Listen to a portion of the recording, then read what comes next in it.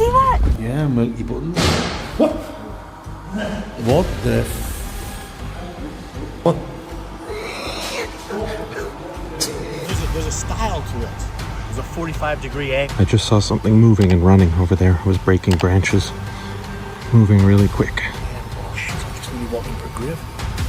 Right guys, I'll bring you back in a Winnie Mandela.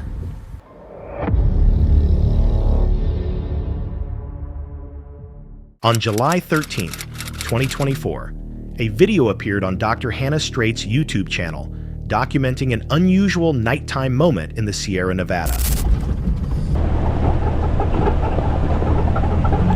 Did you see that? I've been hanging out with my friends that live and travel in an RV. We left a little bit later than usual and it got dark really fast. On the way home, something bolted out in front of the truck. We basically just left the scene immediately because it was really dark out. Could it possibly be a Bigfoot? Is it tall enough? Check out that stride, like what? Footage from a night vision camera shows a dark, upright shape crossing the roadway in long, deliberate strides before slipping into the trees.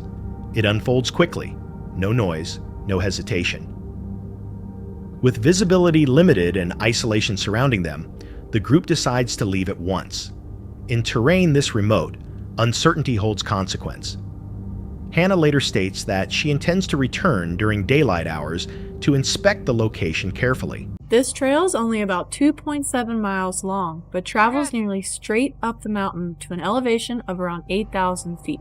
Once an old service road, this is now a pretty challenging OHV trail. Rated as a 6 for large rock obstacles, slick tree roots, and multiple areas for potential rollover, 33s are a minimum here.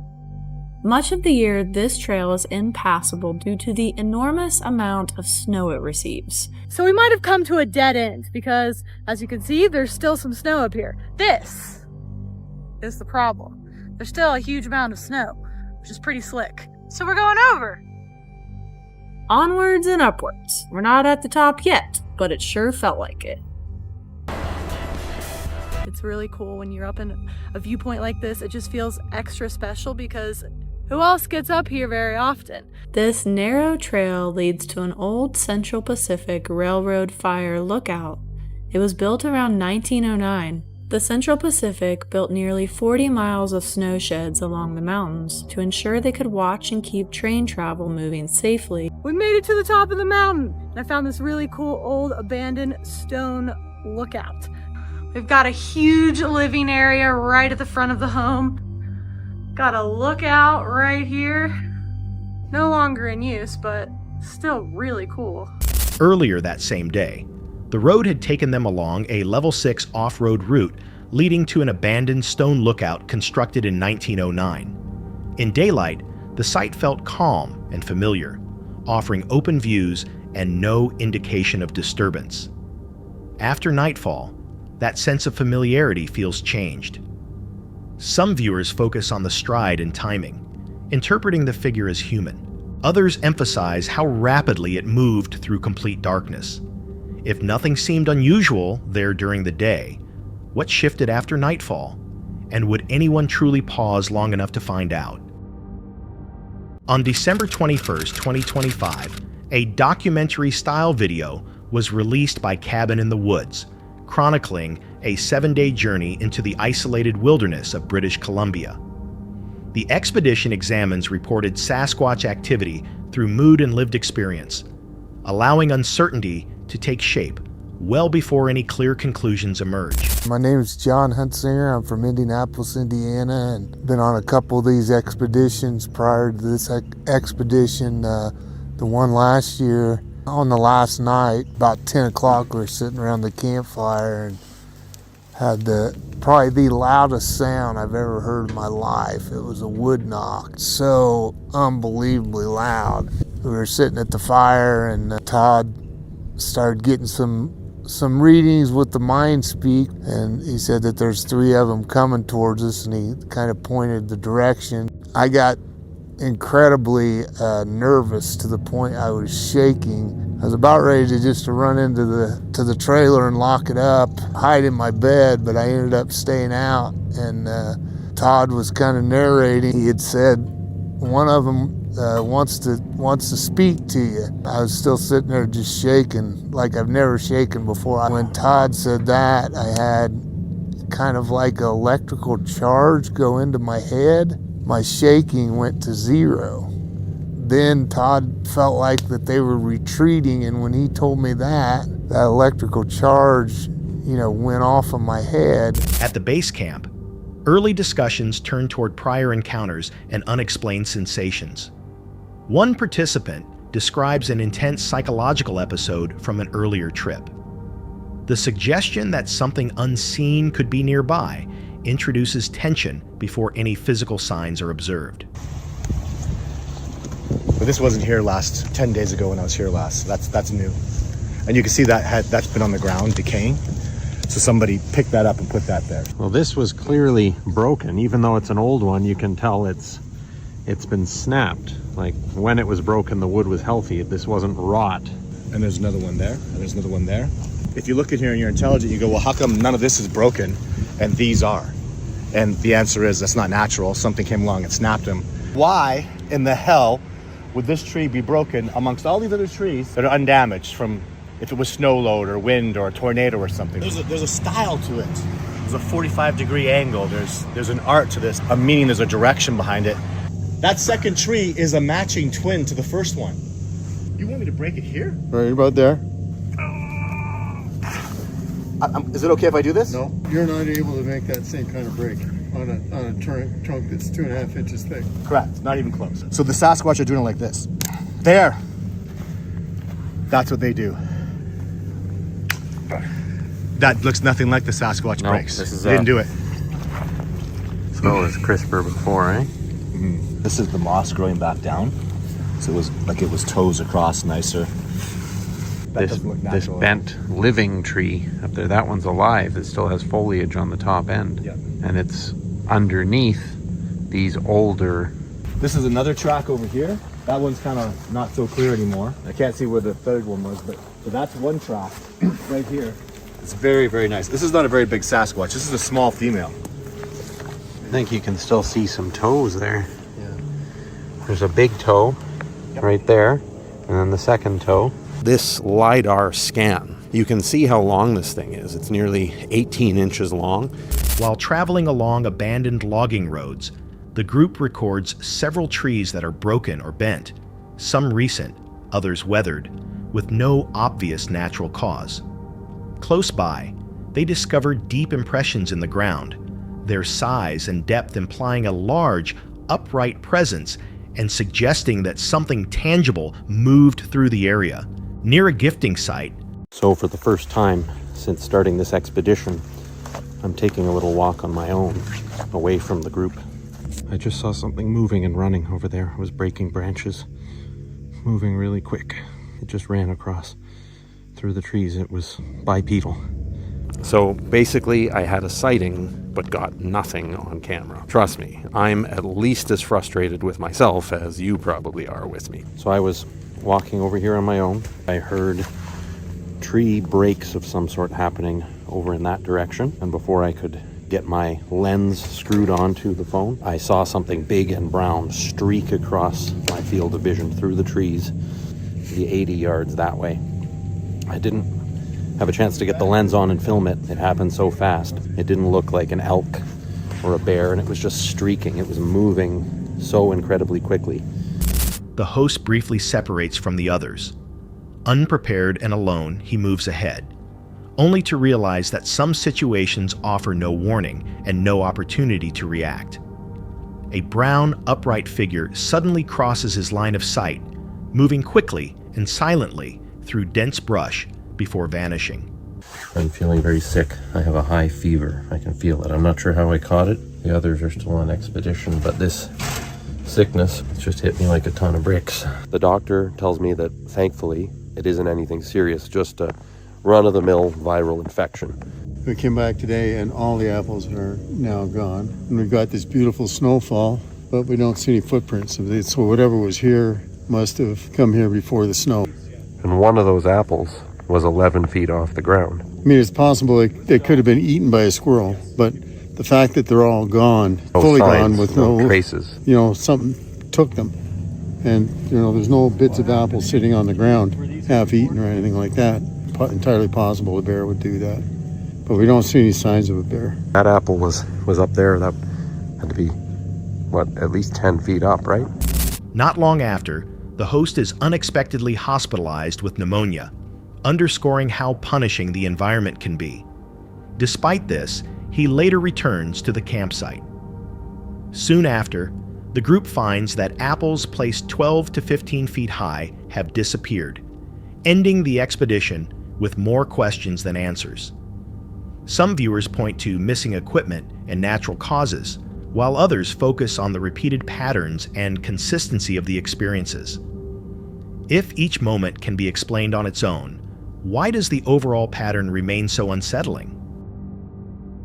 On January 5th, 2026, the Bigfoot Files recorded a solo scouting trip into Icehouse Canyon within California's San Gabriel Mountains. Known for calm, observational field reports, the channel focuses on locations where visitors describe the feeling of being watched. What begins as a familiar hike slowly shifts as night approaches and the canyon's quiet deepens. Did I just find a portal? Look at these right here. There's 3 massive redwoods and then 3 smaller ones right in front of it.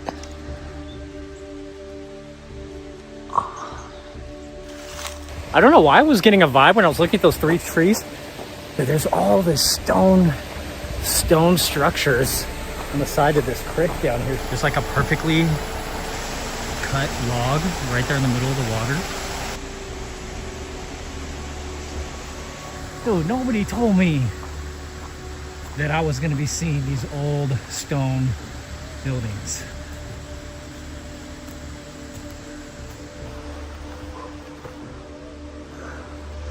Moon-shaped. This is where they put a bunch of cut logs here. Whoa, looks super cool up the creek. Here's another one of these foundations, like a historic foundation. Look at that, set your mattress up right there. Get your Serta, get your sleep number. What if at night, like the Sasquatch in the area out here, they come down to these like foundations. They come down to these foundations and they just chill, Near the canyon entrance, the cameraman documents an unusual tree formation and later encounters abandoned stone foundations farther inside the forest. These neglected remains feel less vacant than expected, suggesting places something might return to after dark. That sound echoed all through the canyon right here. Gonna freak out some hikers. Whoop! Whoop! Got real quiet right now. All right, guys, making our way back down. Got a long ways to go, man. I just noticed it is incredibly quiet through here. It made me stop. Closer to Icehouse Saddle, a loud, unfamiliar sound suddenly rolls through the canyon. Brief yet powerful, it breaks the silence and hints at a presence large enough to project its voice across the terrain. As he starts heading out, the forest becomes unnaturally still. Birds and insects fall silent at once. That sudden quiet brings a growing sense of being watched, following him along the trail. All right, I'm gonna keep moving. I noticed that all I was hearing was the crunching of my feet. So I stopped, and that's when I noticed it was dead quiet.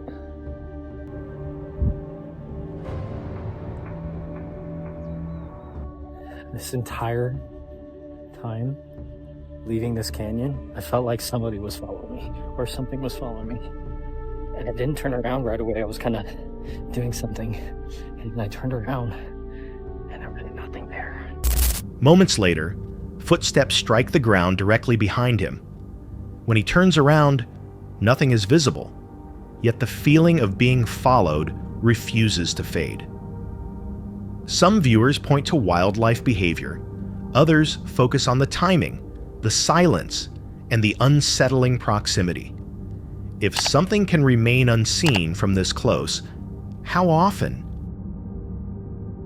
This next video features Sydney, the solo traveler behind the YouTube channel Sydney State of Mind. Since launching her journey in April the year prior, she's been documenting life on the road in her SUV, sharing the beauty, freedom, and lessons of solo travel across the United States. Her channel usually radiates positivity, scenic drives, inspiring reflections, and practical tips for anyone dreaming of life beyond the pavement. But in this particular video, things take a much darker, more unsettling turn. Oh, there's a fire tower up there. So apparently there's spots like at the end of this road right here. Well, it's supposed to be down this road.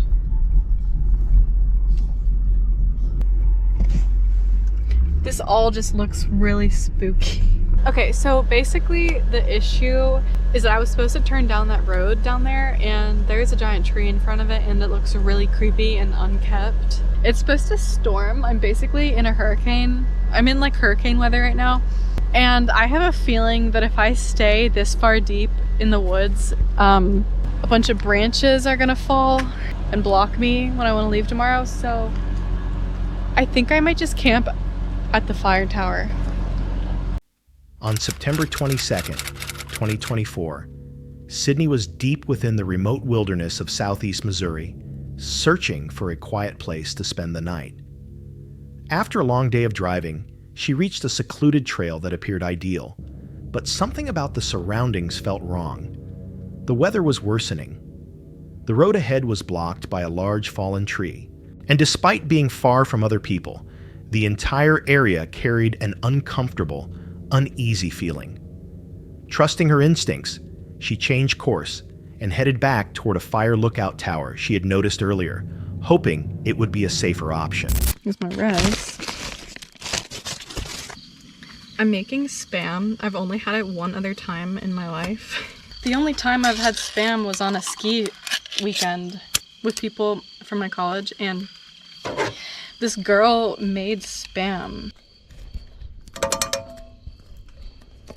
Well, this is only a tad creepy. I feel like I'm attracting all the bears.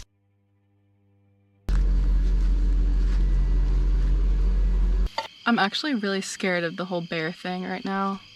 I don't know what I was thinking. This was so smelly. I should not have made dinner. With daylight fading fast, she parked nearby and tried to make the area feel livable, preparing dinner and doing her best to remain calm. But as she cooked a simple meal, a sudden realization hit. She had just made hot food in the middle of bear territory. The warmth and comfort of dinner quickly transformed into fear. The smell now felt dangerous.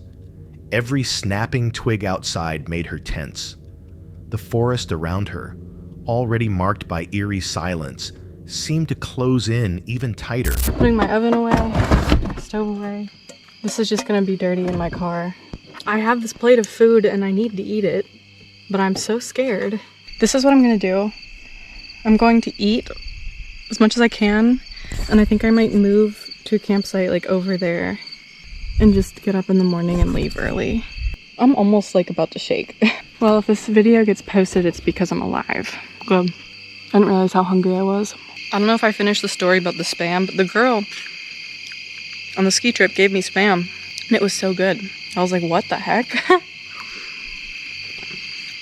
Might be like, why are you eating outside? 'Cause I don't want to make the rest of my car smell and like have an animal try to get in while I'm sleeping. I'm so scared, but I need to eat. Oh my god. Thank you, Dad. Thank you so much. I don't think I've ever needed spotlights more than tonight.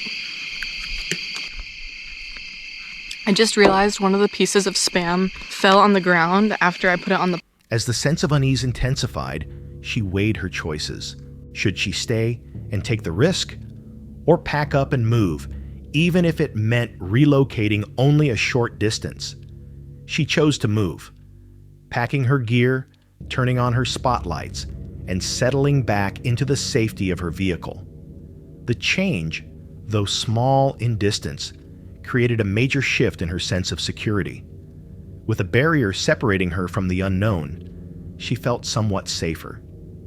Still, complete relaxation felt impossible. Every sound outside hinted at potential danger. The scent of food lingered. Eventually, exhaustion overtook fear, and she fell asleep inside her SUV. When morning arrived, she was unharmed. Nothing had happened, but the weight of the night stayed with her. She had trusted her instincts, and by doing so, may have avoided something she would never truly know. Some might argue that Sydney overreacted, but experienced solo travelers understand how often intuition recognizes threats the mind hasn't fully processed yet. From falling branches during storms to real animal activity, fear is not always irrational. It can be protective. Was something watching from the woods that night? Or was it fear in its rawest form, heightened by isolation and silence? Either way, sometimes the real lesson lies in knowing when to trust a feeling you can't explain. The following footage features Chris, the voice behind Blood Outdoor Show, a channel best known for highlighting the calm and simplicity of outdoor life, whether through hiking trips, camping outings, or relaxed gear reviews. However, this journey would turn out to be anything but lighthearted. In this episode, Chris is accompanied by his friend Mick for what they believed would be an unforgettable night of camping. Their destination was the grounds of an abandoned church, left untouched since the 1970s. A few eerie moments were expected, but nothing close to what actually occurred. The date was November 3rd, 2024. They parked a short distance away and made the brief walk toward the deteriorating structure. Little Mick with a massive. Hold me straight through here. Ooh, shut that door. There we go. Right, folks.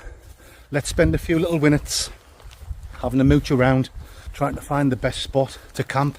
Like I see, I've been looking on Google Earth and that. And it did look like there was a few spots away from the graves. But we'll have a mooch around now before it's pitch black, so we can manoeuvre around without walking over the top of the graves, if you know what I'm talking about. Carefully choosing a spot to camp that respected the graves still surrounding the site. Once the tent was set and drinks were poured, the atmosphere felt normal. Conversation flowed. The fire crackled. Spooky camp, if you know what I'm talking about, and I'll bring you back in a few Neil Sedakas and Winnie Mandela's tricycles. Right, folks, I've just left little Mick by the tent just for a few minutes to get some footage on my camaraderie. Yes. Not be open. Oh shit, it's fucking open. Sorry for the language, folks.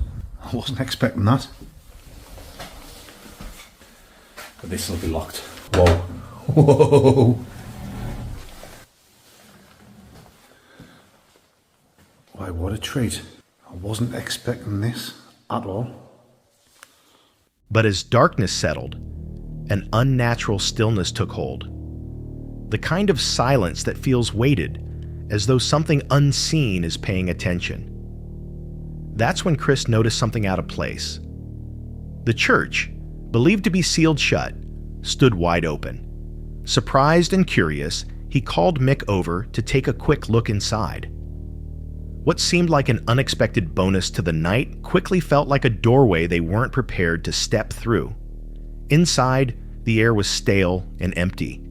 Floorboards groaned with every step. But what lingered most in their minds were stories shared by a local paranormal enthusiast. He's actually the admin on the Blood Outdoor Show fans group on Facebook. He's into like ghostly, what do you call it? You know, when you go to places that's haunted and you're getting like the paranormal readings and all that kind of stuff. He's into all that stuff, and he's done it at loads of different places, and he's done it here. And he said it was one of the most spookiest places he's ever been. He sent us a little video and you can hear like voices and stuff. I mean, I'm very skeptical on that kind of stuff, so I'm not going to try and use mandingos, if you know what I'm talking about. But yeah, I was on the understanding that every now and again they do open the doors for people to go in, but no way on earth I was expecting the door to be open here. on a Saturday night for just anyone, you know, any mandingo to go in and have a look. Obviously me and Mick's, you know, we're not idiots, we're respectful, so we'll have a quick look in soon, and then I'll bring you along with us. So I'm going to go and get little Mick. I think we'll have a little snackaroonie first. When I bring you back, we'll have a look in there, and ooh, fingers crossed we don't get anything too spooky happening. Oh shit, I've just nearly walked into a grave. Right guys, I'll bring you back in a Winnie Mandela. Yes, cheers guys. Cheers, schmickaroo. Reports of whispers, sudden impacts, and unexplained voices heard during earlier visits. Both Chris and Mick brushed it off. Neither of them believed in that kind of thing. Still, an uneasy feeling began to surface. After spending more time drinking by the fire, they chose to head back inside and explore more thoroughly. From your corner shop, straight over the road from where Mick lives, so takes me back to my younger days, red stripes, drinking them in Sunderland city centre when I used to go nightclubbing in Q Club. Yes, mad for it. You know what I'm talking about, guys. Q Club was the place to be in Sunderland city centre, playing all the best music, Oasis and all like the indie kind of stuff, you know. Mick's too young for that. He's still a young pup. How old are you? 34. 34. Sells your brains. Yeah, I think there. He's 34. I'm 47 now, so anyone watching me who's from the Sunderland area, I'm getting old, Mick. I'm a right old fart now. But anyone from the Sunderland area will know Q Club was absolutely fantastic. And this is why I used to drink Red Stripe back in the day. Anyway, that's enough of me talking shite. Me and the human dorsal fin are going to go over there. You can just see it there, guys. Into that church, which is open. Do you know what I mean? And there's no gimmicks here on the Blood Outdoor Show. We're not going to dress up and try and just do fake shit and clickbait and all that carry on. It is supposed to be like a seriously haunted place, if you know what I'm talking about. Like I said, Kev, who's the admin in the Blood Outdoor Show fans group, he done like a ghostly tour thing in there, you know, when you're doing like the paranormal stuff. And he's been all over doing that kind of things in other places, and he said that was like, if not like one of the most scariest places, if not the most scariest. They heard voices when they got back home and they checked the phone. You can hear like voices that they didn't really hear at the time. So I think we'll have a few more we'll finish this beer, eh? We'll have a few more shots of rum dingo for a bit Dutch courage, and then we'll get in there and we'll have a mooch around. I'm not really scared of stuff like that anyway. What about you, Mick? Not really bothered? Nah. I'm always a believer of, what's the saying? It's not the dead that'll hurt you, it's the living. So, yeah. We'll have a mooch in, and if it's not too scary, maybe later on, we'll go back in and we'll do the world famous room review inside this so-called haunted church, which has been abandoned since the 1970s. Where we're getting pitched up here, there's no graves. There's loads over there. But I think this might have been covered in gravestones years ago. And you know when they've been... Cameras were rolling, spirits were high, but the tension returned almost instantly. Yeah, now that we've came in and we've studied for a few seconds, I think kind of chilled now. Are you chilled out, Mick? Yeah. However, let's have a mooch around. I said to Mick, we'll have one more look in here, and then later on we'll do the room review. Little Mick says, well, we'll have a look around, but we'll do the room review back over there. I've kind of had to persuade him to come back in. I mean, I can see why people come here, Mick, and do the old spooky, ghostly tours and look for the paranormal readings and stuff like that. It's not my kind of thing. My kind of thing is sitting in a tent and getting mangled, spangled, and totally grim crankled. But each to their own, wherever your hobby is. Let's have a look over here, Schmick.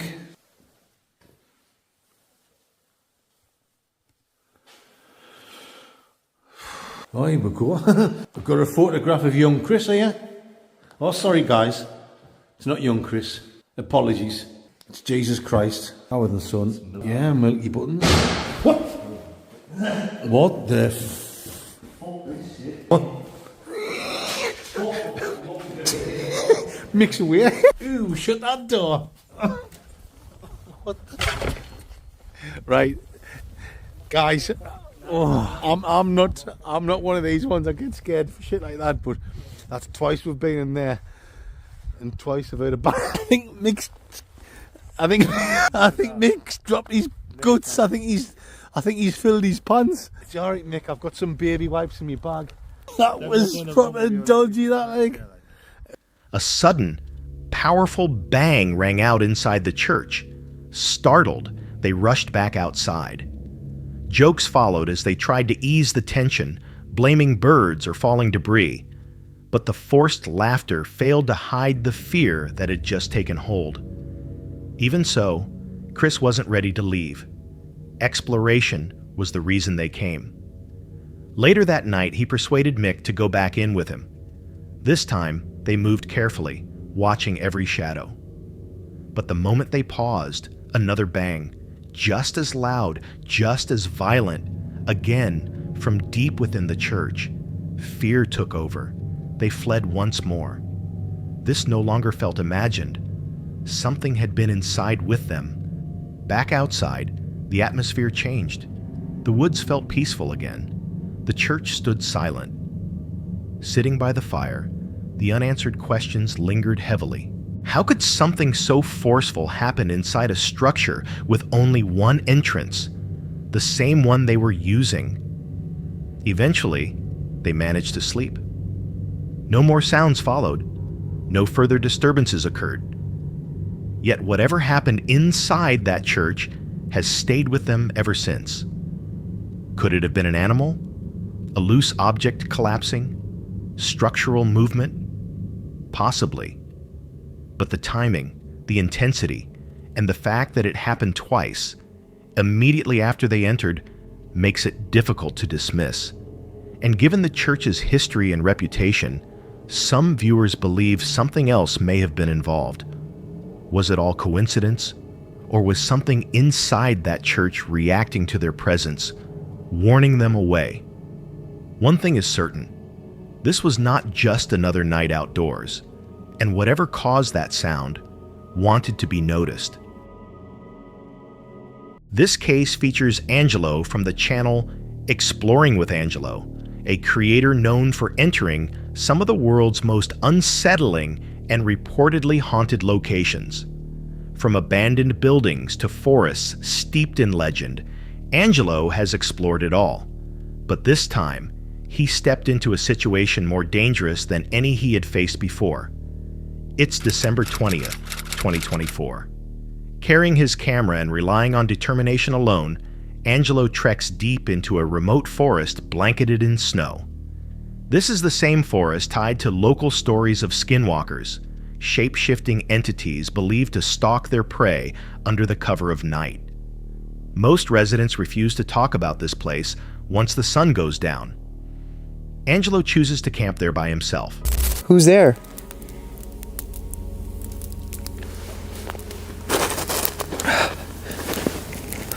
Drawing. Drawing? Is there a drawing somewhere? Did somebody draw something? I hope you are well. I'm pretty good. How are you? These are kind of weird. It seems like maybe we're talking to something very friendly at the moment. I'm looking for something called skinwalkers. Am I speaking to somebody who used to maybe live on the land here? You want to come and chat with me? I'm going to spread out all this wood kind of around here so we can dry it off and use it as we need it. That one I'll just put right in. That one's pretty dry. What the hell? Okay, it literally sounded like something just came right towards me. What was that? What was that?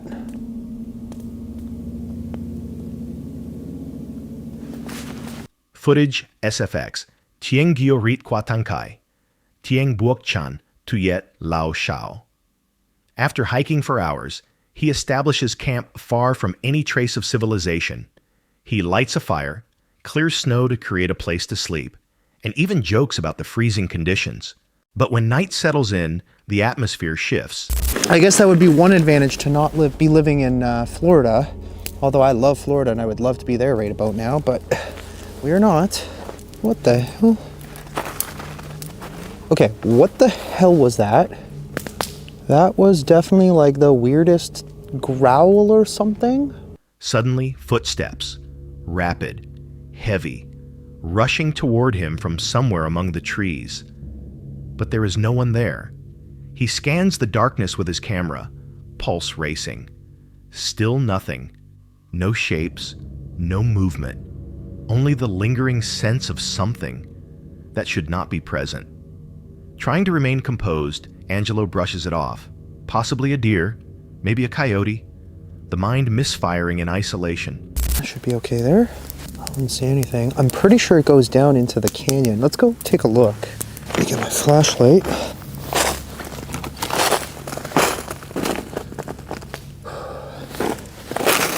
I've not been down there. I can see there's some old animal tracks, but those clearly have probably been there for a while. Whoa, this is pretty cool. Not to fall. Oh yeah, look at that. It actually goes down into this. Whoa, that's a deep drop. Just tripping over everything. Damn, that is fucking cool. Looks slippery. Let's go over here. Just want to take a look in there. Oh, no shortage of wood. Oh shit, there's like barbed wire here. What the hell? What's back here? Okay, well let's not trip into that. Oh damn. Oh damn, that is cool. The forest grows quiet again, and he returns to the fire. Then, a deep, unnatural growl cuts through the air. Not a bear, not a wolf. Something unfamiliar, and far too close. He sweeps the area with his light. Nothing appears. The forest looks empty. But the sound comes back, again and again, moving around him. Each time he turns, it disappears. Angelo lifts the camera and follows the noise deeper into the woods, discovering old animal tracks that suddenly stop. And then, another loud, aggressive sound. Directly behind him. He spins around, nothing. No figure, no creature, no fresh footprints. That's when realization sets in. Whatever this is, it's tracking him, but staying just beyond sight. With adrenaline surging and instinct screaming to escape, Angelo abandons the campsite. The fire is left burning. The tent stays behind. He moves through the darkness without ever turning his back. By the time he reaches safety, one feeling remains clear. He was not alone out there, not even for a moment. The most straightforward explanation is an animal. A predator like a mountain lion. Silent, calculated. But that fails to explain the missing tracks, the unnatural growl, or the absence of any visual confirmation. Others believe Angelo encountered something rooted in native folklore. A skinwalker said to imitate sounds, move unseen, and instill overwhelming fear. So what was it? A solitary predator? A product of isolation? Or was it something older? Something watching from just beyond the edge of the firelight? Let us know what you believe was in those woods. And now, prepare yourself for the next disturbing encounter. That's it for tonight. Which moment creeped you out the most? Drop it in the comments. Have your own story? Share it with us, and stay tuned. The next one is even darker.